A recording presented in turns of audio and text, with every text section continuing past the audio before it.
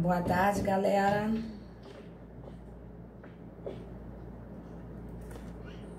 Boa tarde, professora. Isso aí, tá vendo? Vamos fazer um teste de áudio aí na nossa aula de Penal 2, né?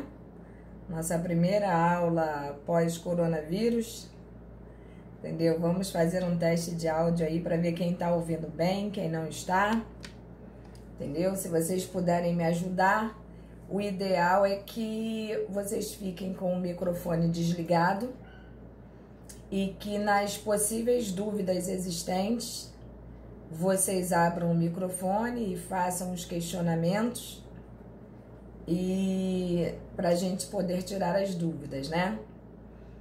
Ai, gente, eu nem sei, mas vocês sabem que a turma de vocês é uma turma como todas as outras, né? Uma turma very special, mas a gente tem uma, vamos dizer assim, né, uma interação maior, né? Porque talvez por a turma ser menor e a gente consegue interagir melhor.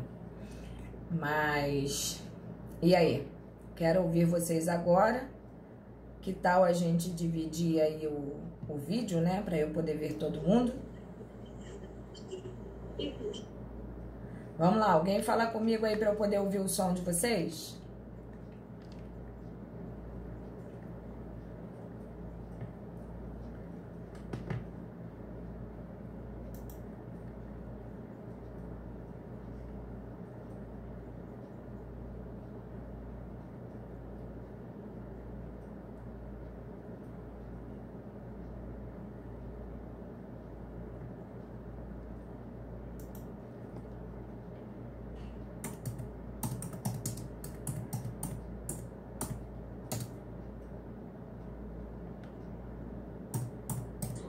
Linda, maravilhosa.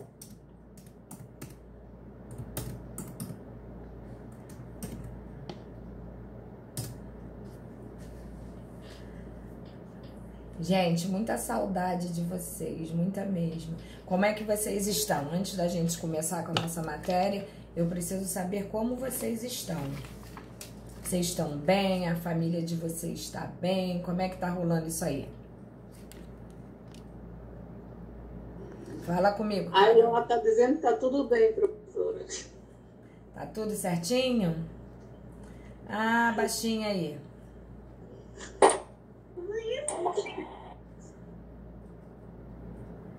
Carol.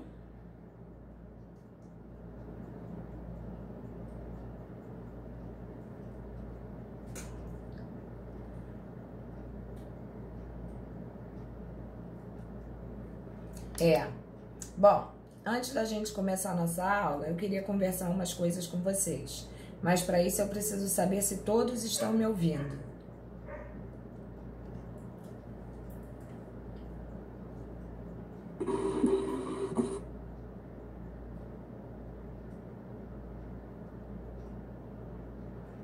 Ok.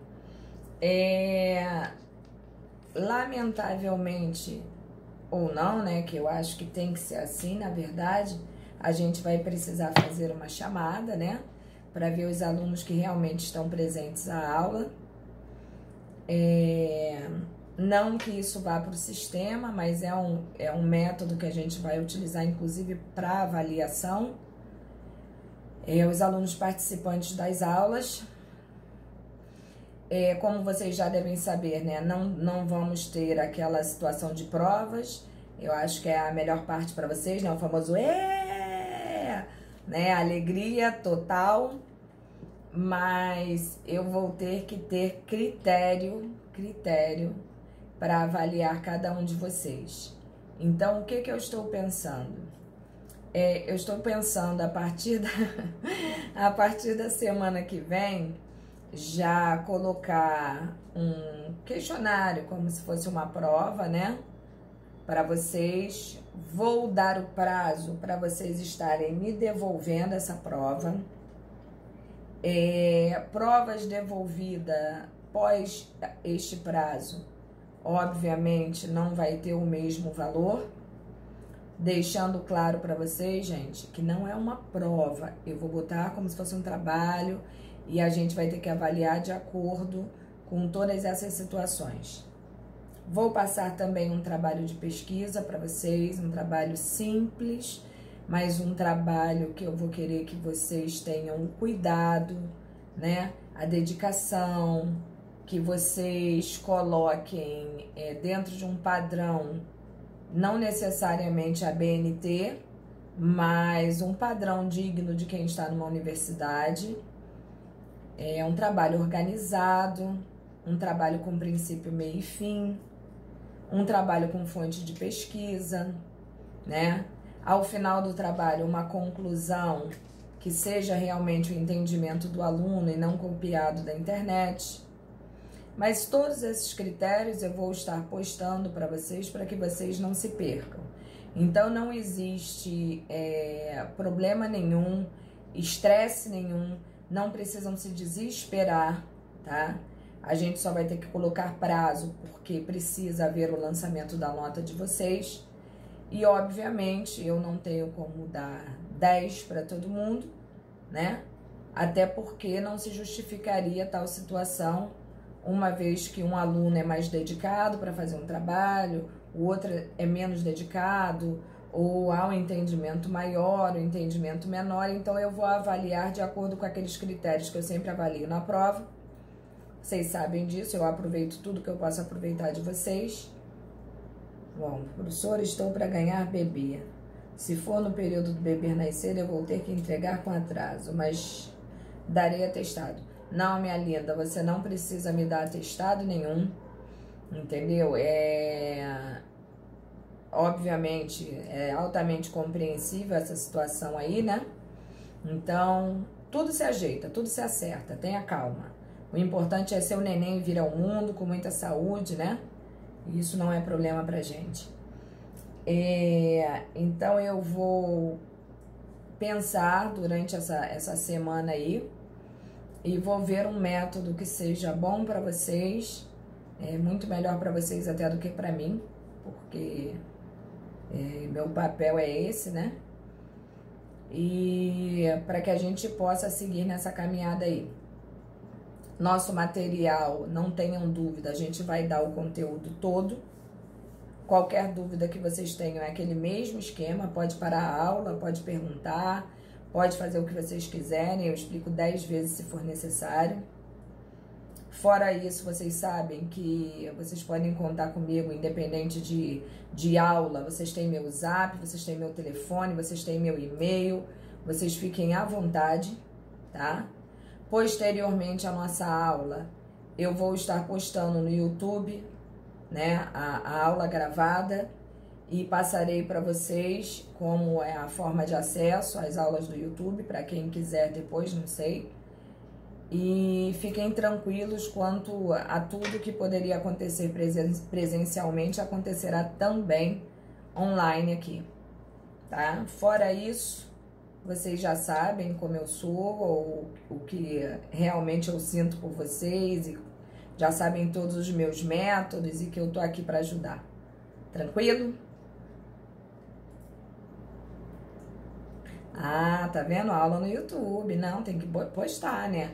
Não é aquela aula que vocês estão acostumados a ver, né? Porque vai gravar todo esse contexto aí de conversa e de parada, e não é uma aula tão dinâmica, mas posteriormente eu tenho uma tendência a fazer um aproveitamento e começar a postar no YouTube o quê?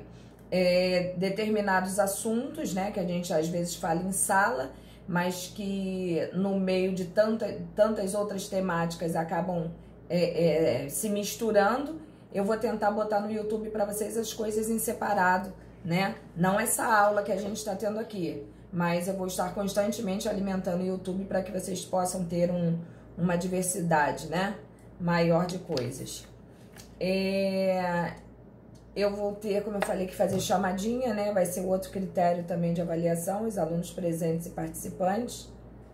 E fora isso, vocês têm alguma pergunta para ser feita, gente?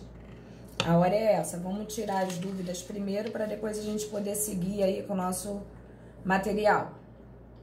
Falar nisso, vocês estão de posse do material, das apostilas aí? Beleza. Beleza. Nós chegamos a dar o material um todo?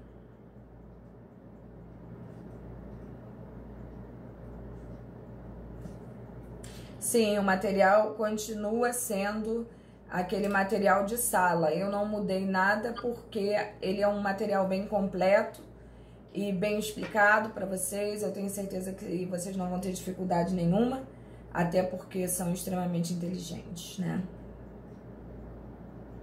E são mesmo, são mesmo. Nós chegamos então a que parte da apostila 1, gente? Fala comigo aí, Chicletinho.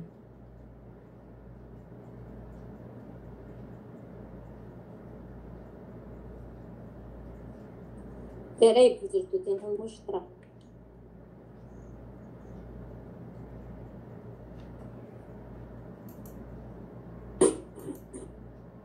Eu tô com 2 computadores, tô com vocês aqui, botei um computador do lado para passar o material de vocês, para poder seguir ali de acordo com aquilo que vocês têm em mãos, entendeu? Então, quando vocês me verem olhando para ali, é porque eu tô analisando o material de vocês pra gente poder dar continuidade à aula.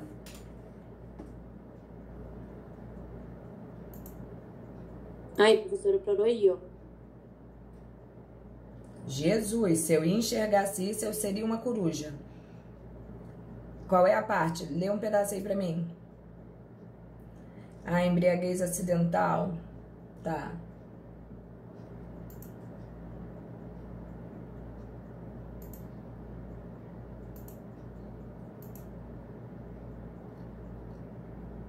Vocês têm alguma dúvida sobre o que já foi dado?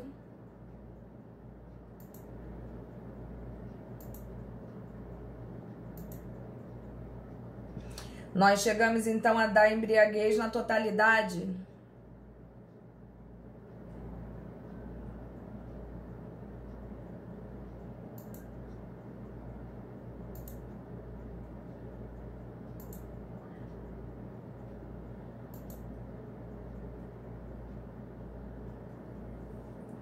Causa supralegal, Luan?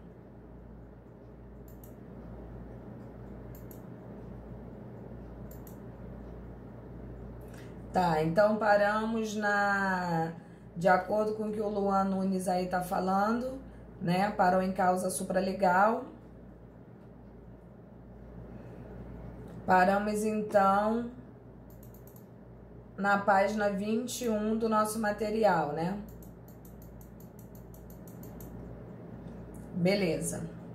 Então vamos seguir aqui.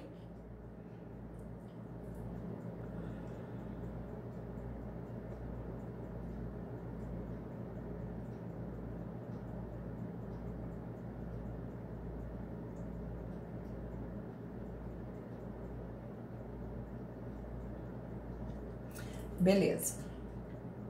Bom, então causa supralegal de exclusão da culpabilidade, né, que seria a inexigibilidade de conduta diversa, que eu coloquei aí para vocês, né, causa de exclusão da culpabilidade.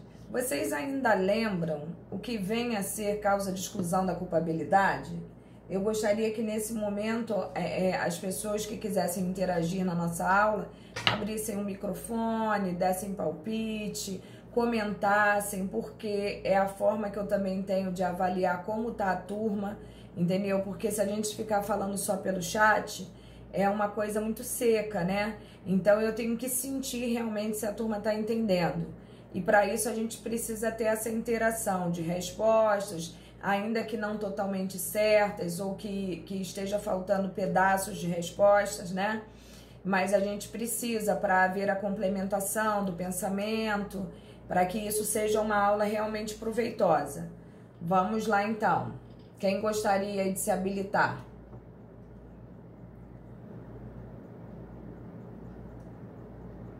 Olha aí, gente, as causas de exclusão da culpabilidade. Vocês ainda lembram que culpabilidade é um juízo de valoração para a pena? Vocês lembram disso?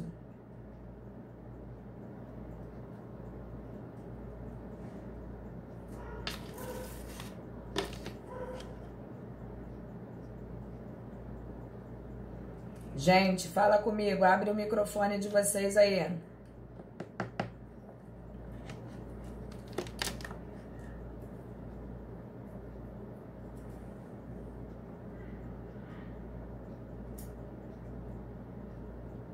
Entendi. Então a Ana Cristina tá liberada, mas o restante não.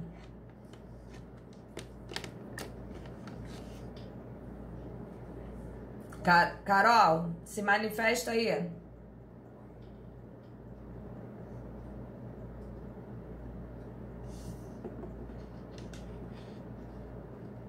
Gabriane. Oi, professora. Ah, que bom. Alguém legal, disponível, obediente, tá vendo? Vamos lá, Gabriane. Você ainda lembra quais são as causas de exclusão da culpabilidade? Tá aí na nossa apostilinha, na página 21.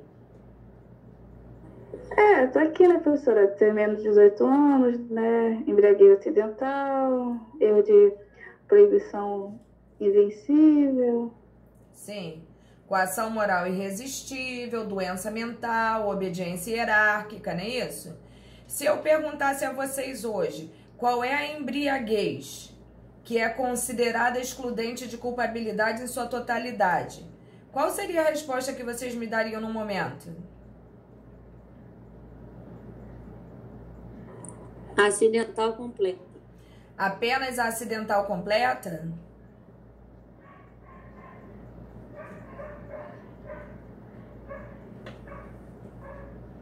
E a patológica? A patológica não seria um caso de exclusão da culpabilidade também, não?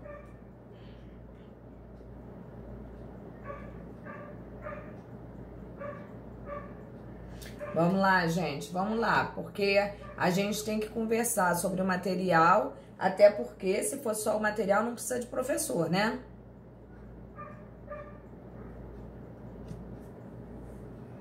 Ter menos de 18 anos por quê, gente?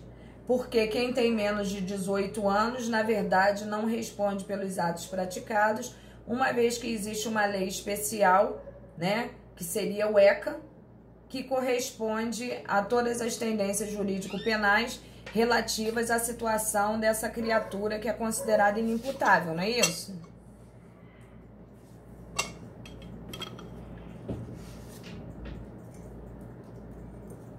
Fala comigo aí, vocês. Ó, chazinho, ó. Isso daqui foi um presente de um aluno, ó.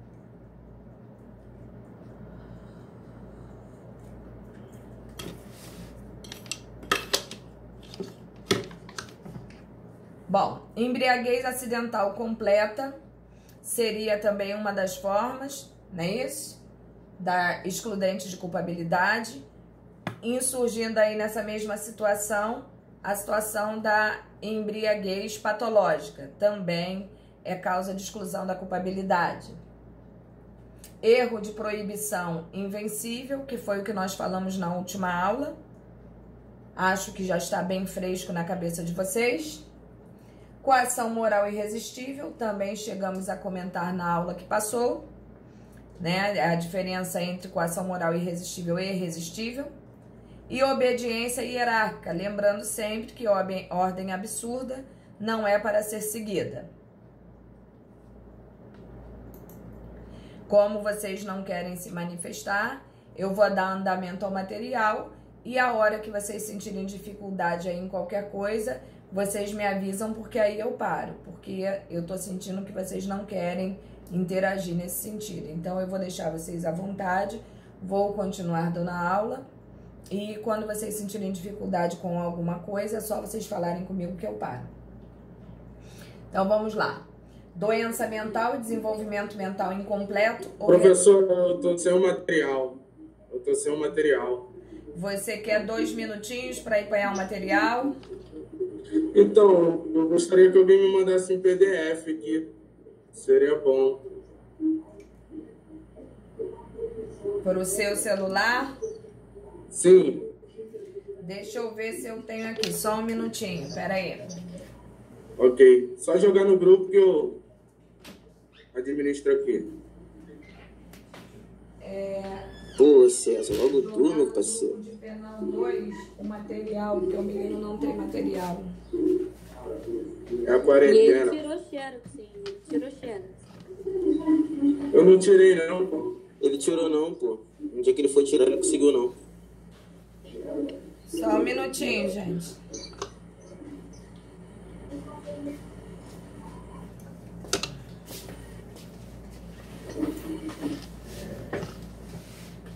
Joga no grupo, é isso?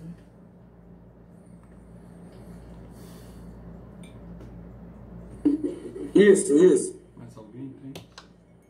Eu acho que tem aí. Teve uma menina que jogou aqui, professora. Jogou? Jogou. Obrigado. Então tranquilo. Tranquilo. Só tô bem perdido aqui na página. Qual página estamos? Página 22. Material. 22? Ok, obrigado. Nada, querido. Café. Vou chamar o F1 também e ajustar as... Bom, vamos lá então, tudo voltando ao normal, vamos seguir aqui o nosso raciocínio. Aí eu coloquei para vocês dentro do nosso material que doença mental é desenvolvimento mental incompleto ou retardado.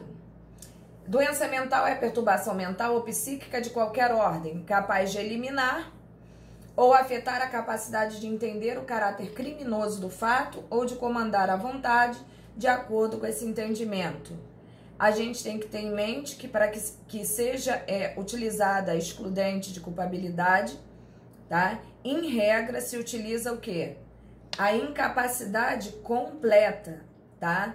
Porque a incapacidade que a gente chama de momentânea, esporádica ou qualquer coisa nesse sentido, ela não é uma causa de exclusão completa da culpabilidade. Ela pode ser, inclusive, uma causa de diminuição da pena, tá? Porque se o desenvolvimento mental é diminuído, obviamente a capacidade de penalizar também deve ser diminuída, tá? Então a gente tem que ficar ligado nisso aí, que isso é muito discutido, isso é muito controvertido, e a gente tem que estar ligado realmente nessas situações que geram controvérsias, né? A menoridade penal, segundo o artigo 27 do CP, né, e do 228 da Constituição, que dizem que a lei deve ser seguida, é o Estatuto da Criança e do Adolescente, que é o ECA, porque nós já aprendemos, né, tanto em introdução ao estudo do direito, como em constitucional e outras passagens que vocês já tiveram dentro do direito, que lei especial, né, é como se ela revogasse lei geral, porque se existe uma lei que fala especificamente sobre determinado assunto, é essa lei que tem que ser seguida. E no caso do ECA, né, é uma lei especial que fala especificamente tanto da criança quanto do adolescente, então não se justificaria a gente se valer de uma lei geral e menosprezar a lei especial, né? Então, nesse sentido, e pelo artigo 228 da Constituição, nós percebemos também que é uma forma de excludente de culpabilidade, né? O fato da pessoa não estar constituída de sua maioridade. E isso também é causa de exclusão de culpabilidade. Então, os adolescentes e os menores de 18 anos são penalmente inimputáveis. Deste modo, há uma presunção absoluta de que o menor de 18 anos não tem capacidade de discernimento. E o critério que é utilizado para esse tipo de coisa é o critério biológico, né? Porque entende-se que a consciência da pessoa não está ainda totalmente formada para avaliar, né, para ter o discernimento completo daquilo que é certo e daquilo que é errado. Entendeu? Então, neste sentido, deve ser observado tanto o Estatuto da Criança e do Adolescente, quanto o artigo 228 da Constituição Federal. Obviamente, nada impede que nós venhamos a usar também, né, inclusive em conjunto ou subsidiariamente, o Código Penal para travar certos tipos de situações a esse respeito.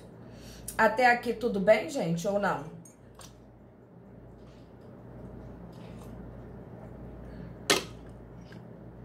Beleza, beleza. Beleza. Se eu não estiver me fazendo entender, por favor, vocês parem, gritem aí, façam qualquer negócio. Bom, a embriaguez completa... Oi. Nada?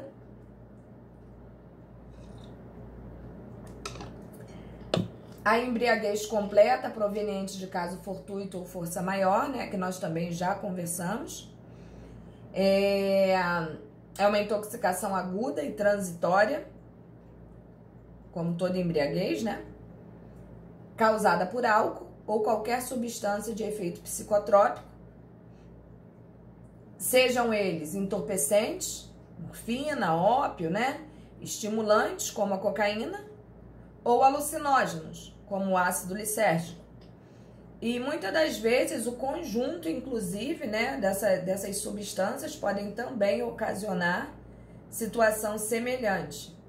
E não esquecendo que as duas situações que permitem, né, a liberação da culpabilidade nesse sentido é a embriaguez patológica e a acidental completa, tá? Erro de proibição. Reza o artigo 21 caput do Código Penal que o desconhecimento da lei é inexcusável. Bom, a regra diz que ninguém pode se valer de desconhecimento de lei para se livrar de situação ilícita.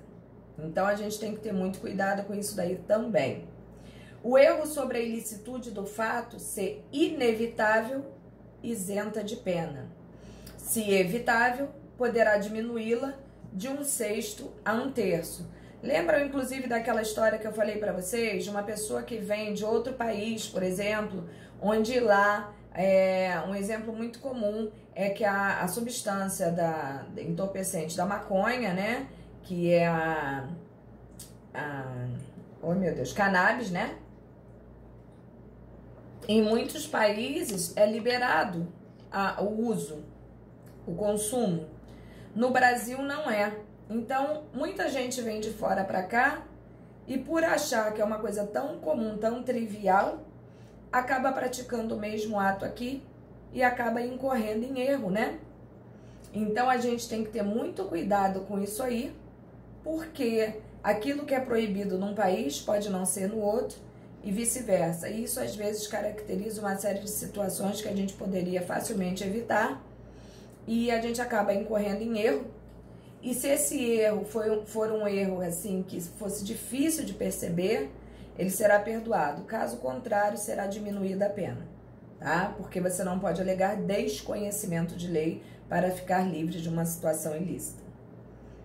Coação moral irresistível, né? Que é a do 22 do CP.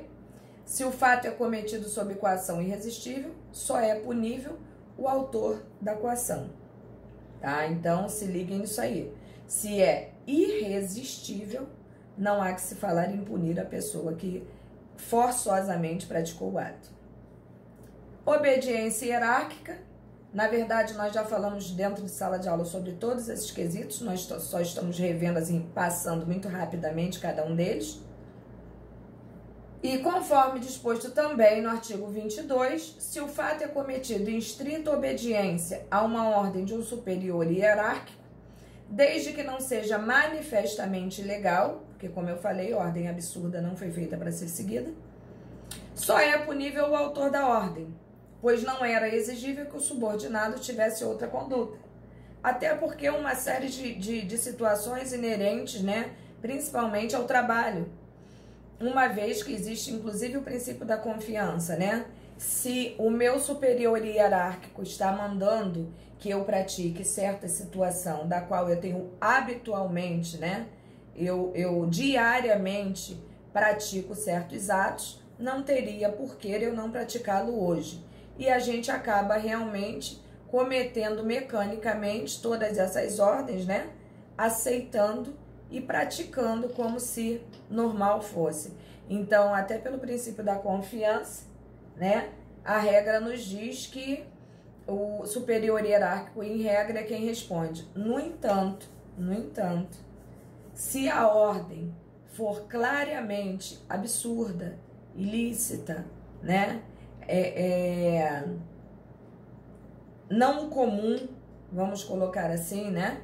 E que a pessoa tem perfeita consciência do ato que ela está praticando, não está dentro das regras que devem ser seguidas, aí ela dividirá igualmente com aquele que deu a ordem, seu superior hierárquico. Porque nunca se esqueçam disso. Regras, ordens absurdas não são para serem seguidas.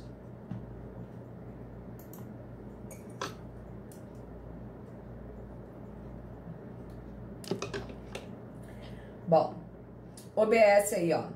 Desde logo, deve-se enfatizar que a coação é moral, vis compulsiva, tá? E não física. Professora, Oi? pode dar um exemplo dessa obediência hierárquica, se for absurda? Sim, claro. Isso acontece, as pessoas têm muita ideia, né, de que essa ordem hierárquica acontece só dentro do militarismo, não é isso? A primeira coisa que vem à cabeça das pessoas é isso. Mas, em verdade, a hierarquia, ela comporta, como eu estou falando para vocês, em regra, o setor público principalmente. Vamos supor que um delegado esteja trabalhando, eu não sei, acho que eu até tenho esse exemplo aí no material de vocês. Se não é no de vocês, é no de Pena 1. Que o delegado de polícia chega e fala para você, que é um policial da delegacia, né? E ele fala, ó, tem que lavrar esse auto aí de prisão em flagrante. O cara já tá lá em cima no cartório, porque todos nós sabemos que toda delegacia tem um cartório, onde deve ser autuada realmente a prisão da criatura, né? E todo dia você pratica aquele ato ali de lavratura daquela prisão, de várias prisões. E o delegado pede que você faça isso naquele mesmo dia em que você está trabalhando. E você, muito seguramente, sobe, vai para o cartório e vai lavrar o auto de prisão em flagrante. Quando observado direitinho, você percebe que, na verdade, a prisão daquela pessoa ali não deveria ter ocorrido. Por quê? Porque, em verdade, só existem duas maneiras de se prender as pessoas, né? Uma seria prisão em flagrante delito e a outra por ordem fundamentada, né, judicial. E a pessoa percebe, diante do quadro caótico ali daquele momento, que aquela criatura que ali estava equivocadamente presa. O que o policial acabou de fazer com aquela criatura? Manteve ele sob cárcere privado erradamente, correto? Ou não?